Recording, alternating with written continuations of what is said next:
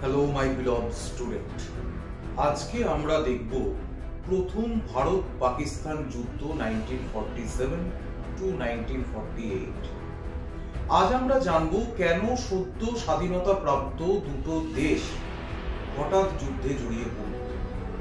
আজ আমরা দেখব যে কেন কাশ্মীরের রাজা হরি সিং 26শে অক্টোবর রাতে ঘুমোতে যাওয়ার আগে নিজের দেহরক্ষীকে নিজে রিভলভার দিয়ে বললেন যে আগামী দিন 27শে অক্টোবর যদি ইন্ডিয়ান আর্মি শ্রীনগরে এসে না পৌঁছয় তাহলে আমাকে ঘুম থেকে ডাকার দরকার নেই, আমাকে সরাসরি গুলি করে দেবে। প্রত্যেকটা প্রশ্নের উত্তর আজ আমরা খোঁজার চেষ্টা করব আগামী 5 মিনিটের ছোট্ট ডকুমেন্টারির মধ্যে দিয়ে। 1947 ভারত স্বাধীনতা পায়, কিন্তু ভারত স্বাধীনতা পাওয়ার সঙ্গে সঙ্গে আরো একটা নতুন দেশের জন্ম হয়, যার নাম পাকিস্তান। ব্রিটিশার্স যখন ভারত ছেড়ে যায় তখন ভারতবর্ষে মোট ছোট বড় মিলে 565টা প্রিন্সলি স্টেট বা দেশীয় রাজ্য রয়েছে। এখন এই প্রিন্সলি স্টেট বা দেশীয় রাজ্যের অর্থ হলো এদের নিজস্ব কোনো স্বাধীন রাজা বা নবাব রয়েছে। ইংরেজ বলে যে হয় তোমরা পাকিস্তানে যোগ দাও, না হয় তোমরা ভারতবর্ষে যোগ দাও, না হলে তোমরা স্বাধীন থাকো।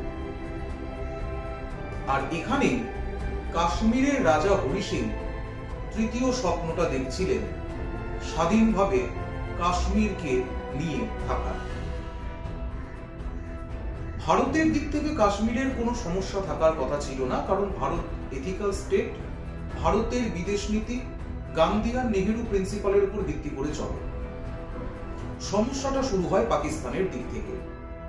জিন্নার একের পর এক উত্তেজনামূলক চিঠি হরি সিং এর স্নায়বিক চাপকে এতটাই বাড়িয়ে তোলে, শেষ পর্যন্ত হরি সিং পাকিস্তানকে বলে যে দেখো, আমাকে কিছুদিন ভাবার সময় দাও। এজন্য হরি সিং পাকিস্তানের সঙ্গে সাইন করে what is called as stand still agreement, স্থিতাবস্থা চুক্তি, যে কিছুদিন কোন রকম আক্রমণ যেন পাকিস্তানের তরফ থেকে কাশ্মীরের উপর না হয়। হরি সিং ভেবেছিল সমস্যার হয়তো সমাধান আপাতত হলো, কিন্তু না। পাকিস্তানের নেতারা ভাবছিল যে রাতারাতি কিভাবে কাশ্মীরকে পাকিস্তানের অন্তর্ভুক্ত করা যায়, এবং সেই উদ্দেশ্য নিয়ে পাকিস্তান লঞ্চ করে operation Gulmarg. Now what is Operation Gulmarg? Operation Gulmarg হলো পাকিস্তান আর্মি কাশ্মীরের পশতুন ট্রাইব কমিউনিটির পিপলদের পেছন থেকে অর্থ সাহায্য এবং অস্ত্র দিয়ে কাশ্মীরে প্রবেশ করায় আক্রমণের জন্য। হরি সিং এর ছোট্ট সেনাবাহিনী ব্যর্থ হয় এই হাজার হাজার হানাদারদের সামনে। 22শে অক্টোবর হাজার হাজার মার্সেনারিজ, ট্রাইব কমিউনিটির people supported by this bloody country, তারা কাশ্মীরের সামনে কাশ্মীরের উপত্যকায় এসে হাজির। 22 থেকে আক্রমণ চলে দীর্ঘ 4 দিন।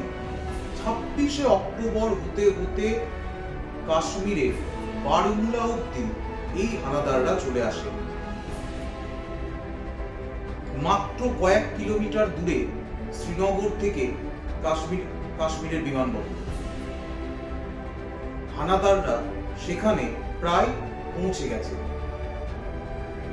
বারমুলায় এই সময় ব্যাপক নারকীয় হত্যালীলা চালায় এই সমস্ত মার্সেনারিজ। হিন্দু মুসলিম নির্বিশেষে বেশিরভাগ মুসলিম কমিউনিটির পিপলকে নৃশংসভাবে নারকীয়ভাবে হত্যা করা হয়। এবং সব থেকে বড় কথা, এরকম পরিস্থিতিতে হরি সিং খুব চিন্তায় পড়ে যায় যে কিভাবে কাশ্মীরকে পাকিস্তানের হাত থেকে রক্ষা করা যায়। অবশেষে ভারতের সাহায্য চেয়ে বসে হরি সিং। ভারতের তরফ থেকে সর্দার বল্লভভাই প্যাটেল ভিপি মেননের নেতৃত্বে দিল্লি জানায় যে কাশ্মীর আইনতভাবে এখনো ভারতের অংশ নয়। তো কাশ্মীর যেহেতু আইনতভাবে ভারতের অংশ নয় আর ভারত সদ্য স্বাধীনতা প্রাপ্ত একটা দেশ, তাই বিদেশি কোনো ভূখণ্ডে ভারত সেনা পাঠাবে না। 26শে অক্টোবর ভিপি মেনন এই পরিস্থিতি কাশ্মীরের রাজা হরি সিংকে বোঝানোর জন্য কাশ্মীরের উদ্দেশ্যে রওনা দেন। 26 তারিখ 26শে অক্টোবর হরি সিং স্ব-ইচ্ছায় স্বাক্ষর করে, সাইন করে ইনস্ট্রুমেন্ট অফ অ্যাসেশন চুক্তিপত্র, এবং এবার কাশ্মীর আইনতভাবে ভারতীয় ভূখণ্ডের অংশ হয়।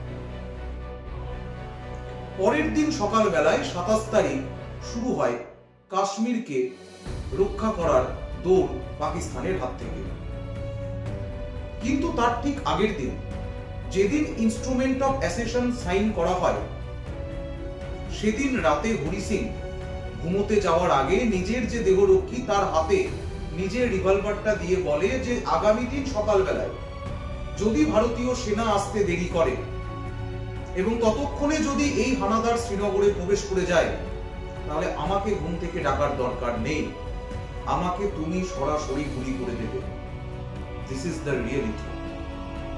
27 তারিখ সকালবেলায় ভারতীয় সেনার শিখ রেজিমেন্টের একটা দল কাশ্মীরের উদ্দেশ্যে রওনা দেয়।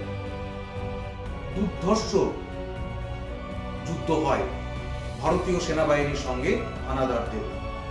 ভারতের প্রথম পরমবীর চক্রপাতক মেজর সোমনাথ শর্মা নেতৃত্বে ব্যাটেল অফ ব্যাটগাঁওয়ে কাশ্মীরি বিমানবন্দরকে এই হানাদারদের হাত থেকে রক্ষা করা হয়। ধীরে ধীরে আগামী 1 বছরে জম্মু, কাশ্মীর ভ্যালি, লাদাখ, শ্রীনগর, বারামুলা সমস্ত কাশ্মীরি মানুষদের নিরাপদ করা হয় এবং কাশ্মীরের সীমানাকে পাকিস্তানের হাত থেকে মুক্ত করা হয়। কিন্তু এইরকম পরিস্থিতিতে একটা ঘটনা ঘটে, যেটা অনেকের মতে হয়তো না ঘটার কথা ছিল। সেটা ঘটার কথা ছিল না ঘটার কথা ছিল সেটা পরের কথা। কিন্তু এরকম অবস্থায় তৎকালীন ভারতের প্রধানমন্ত্রী পণ্ডিত জওহরলাল নেহেরু পাকিস্তানের সঙ্গে স্বাক্ষর করে সিজ ফায়ার লাইন। আন্তর্জাতিক চাপ তো ভারতের উপর সে সময় ছিলই, এবং সদ্য স্বাধীনতাপ্রাপ্ত একটা দেশ হয়তো চাইছিল নতুন করে যুদ্ধকে আর এগিয়ে না নিয়ে যেতে। একজন প্রধানমন্ত্রী হিসাবে তিনি তখন যেটা ভেবেছেন তিনি করেছেন, সেটা আমার আলোচনা করার বিষয় নয়। কিন্তু এই যে সিজ ফায়ার লাইন, এই যে সিজ ফায়ার এগ্রিমেন্ট সাইন করা হয় পাকিস্তান এবং ভারতের মধ্যে, তাতে কি ভারত পাকিস্তান সমস্যার পুরোপুরি নিষ্পত্তি সম্ভব হয়েছে? যদি তাই হতো, তাহলে 1965 যেটা আমাদের second series, second India Pakistan war 1965 আমরা দেখব, সেটা হতো না। এবং তারপর একাধিকবার পাকিস্তানের যেটা সব থেকে সহজতর হাতিয়ার, টেরর প্রমোট করা, সেটা আজ অব্দি পাকিস্তান করতো না। তো সমস্যার সমাধান সেদিন হয়নি। কিন্তু যেদিন সিজ ফায়ার এগ্রিমেন্ট হয়, বন্দুকের গর্জন থেমে যায়। যদি সেদিন সিজ ফায়ার এগ্রিমেন্ট সাইন না হতো, তাহলে হয়তো আজকে বিশ্বের ম্যাপ অন্যরকম হতো। লাহোর, করাচি ভারতের মধ্যে থাকতো। অনেকের মত রয়েছে, তোমাদের মত কি কমেন্ট সেকশনে অবশ্যই জানাবে। কিন্তু বিষয় হচ্ছে, যেদিন সিজ ফায়ার এগ্রিমেন্ট সাইন করা হয়, যেখানে পাকিস্তান আর্মি এবং ইন্ডিয়ান আর্মি সেদিন থেমে গেছিল, সেটাকেই বলা হয় আজকে লাইন অফ কন্ট্রোল, এলওসি। আমরা দেখব পরের দিনে সিরিজে ইন্ডিয়া পাক ওয়ার সেকেন্ড 1965।